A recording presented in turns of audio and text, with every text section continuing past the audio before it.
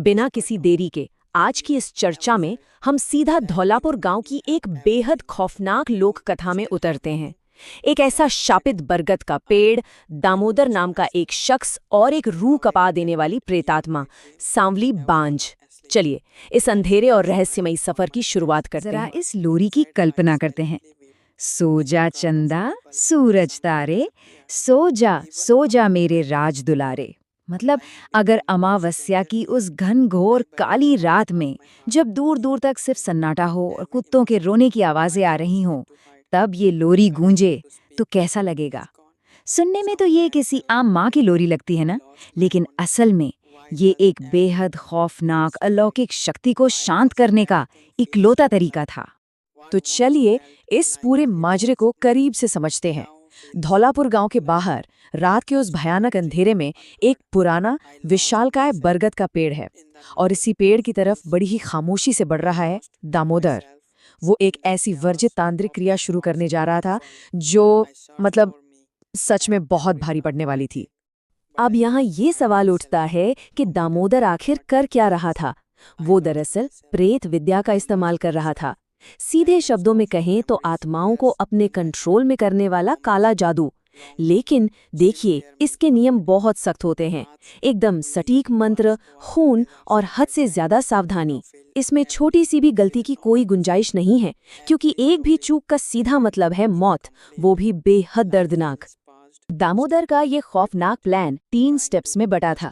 पहला, एक सजे हुए गुड्डे पर अपना खुद का ताज़ा और गर्म खून टपकाना। दूसरा, उसे उस मनहूस बरगद के पेड़ की तरफ फेंकना। और तीसरा, जो सबसे अहम था, जब वो प्रेतात्मा उस गुड्डे में उलझी हो, ठीक उसी वक्त पेड़ की जड़ में छुपा हुआ सोना चुरा लेना। दरअसल ये आत्मा थी सांवली बांझ, जो जीते जी कभी मां नहीं बन पाई थी। दामोदर इसी तड़प का फायदा उठाकर उसकी दौलत पर डाका डाल रहा था।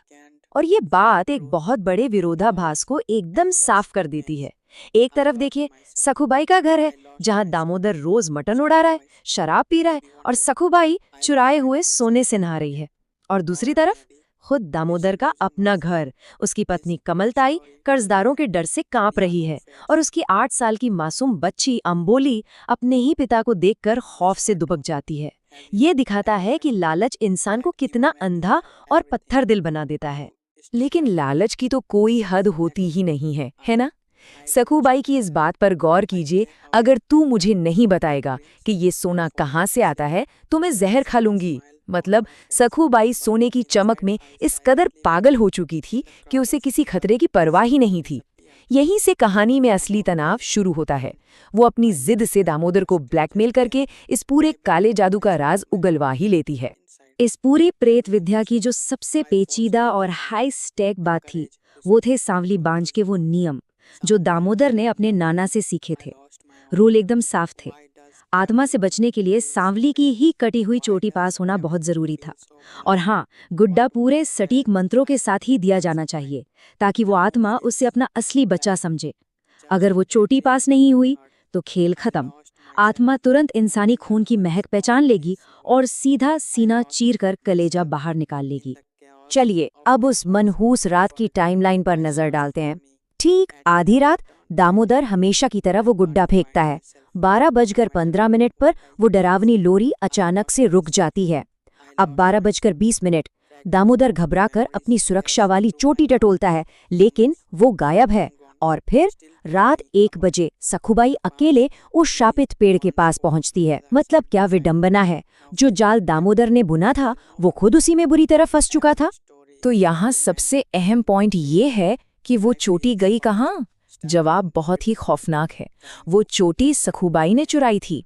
सारा सोना अकेले हड़पने की लालच में उसने दामोदर के सोते वक्त वो सुरक्षा कवच ही पार कर दिया। इस क्रूर धोखे का नतीजा क्या हुआ? बिना चोटी के सांवली बांझ ने दामोदर को तुरंत पहचान लिया और अपने नुकीले पंजों से एक ही झटके में उसका कलेजा चीर कर रख दिया। नंबर 2, इस पर थोड़ा ध्यान देते हैं, क्योंकि उस रात लालच ने सिर्फ एक नहीं बल्कि पूरी 2 जिंदगियां निगल ली थीं। सखुबाई का लालच और अहंकार उसे उस पेड़ तक तो खींच लाया, लेकिन जैसे ही उसने उस खौफनाक आत्मा का असली रूप देखा, वो बुरी तरह कांप गई। डर के मारे वो सारे मंत्र ही भूल गई और अंजाम सखूबाई का भी ठीक वही दर्दनाक हश्र हुआ जो कुछ देर पहले दामोदर का हुआ था। और इसके बाद क्या हुआ? बस एक अनसुलझी त्रासदी। कई दिनों तक चील कौवे उन दोनों की लाशों को नोचते रहे। गांव वालों को शायद भनक लग गई थी, लेकिन खौफ इतना था कि किसी ने उस तरफ मुड़कर देखने की हिम्मत तक नहीं की। और सबसे दुखद बात, दामोदर की पत्नी कमलताई और वो मासूम बच्ची अंबोली, वो हमेशा हमेशा के लिए उस अंधेरे में ही रह गए। उन्हें कभी सच का पता ही नहीं चला। तो अब इस पूरी कहानी के अंत में हम सबको एक बहुत गहरे सवाल का सामना करना पड़ता है। आखिर असली राक्षस कौन थे? क्या वो पेड़ में कैद प्रेतात्मा जो अपने अधूरे मातृत्व के लिए तड़प रही थी, या फिर वो इंसान जो अपने स्वार्थ और अंधे लालच के लिए किसी की भी जान दांव पर लगाने को तैयार थे? बुराई की असल फितरत और लालच के जानलेवा परिणामों पर ये सवाल हमें बहुत कुछ सोचने पर मजबूर कर देता है। और इसी विचार के साथ हमारी आज की ये प्रस्तुति यहीं समाप्त होती है।